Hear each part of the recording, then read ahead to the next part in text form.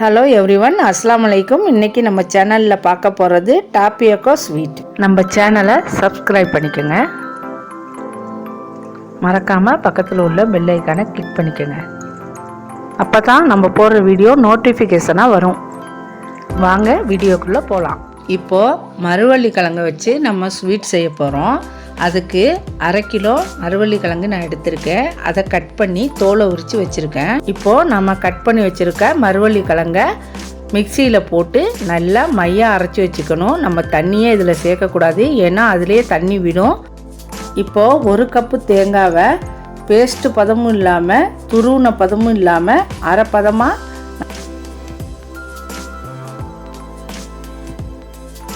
இப்போது இதோட நாம் 2 முட்டையை அதில் சேர்த்துக்கலாம்.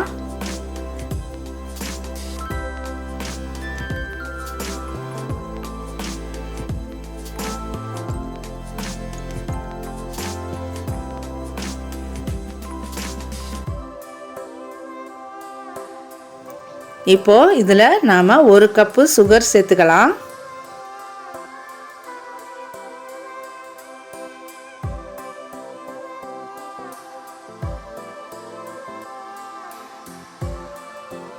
இப்போது 1 பிஞ்ச் அளவுக்கு சால்ட் சேர்த்துக்கலாம்.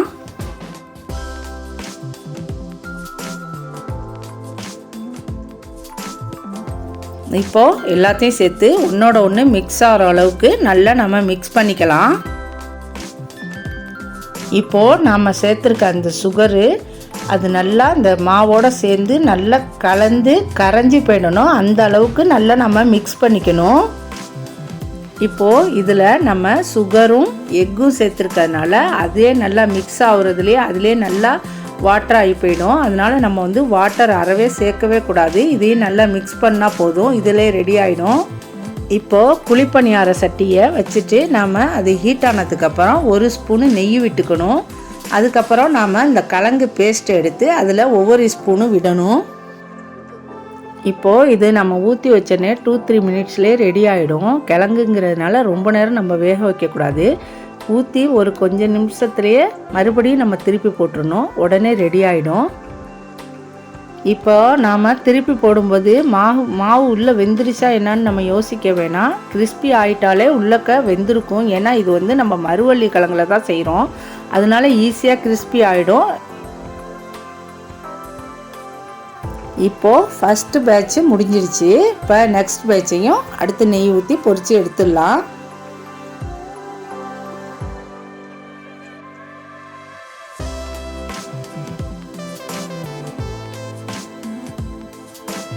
பாருங்கள், சூப்பரான சுவையான கிறிஸ்பியான டாப்பியோக்கா ஸ்வீட்டு இப்போ ரெடி ஆகிடுச்சு.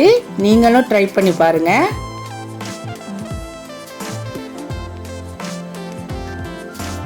இது அஜ்வின் ரெசிபீஸ். உங்களுக்கான ரெசிபீஸ் சப்ஸ்கிரைப் பண்ணுங்கள். மறக்காமல் பக்கத்தில் உள்ள பெல் ஐக்கானை கிளிக் பண்ணுங்கள்.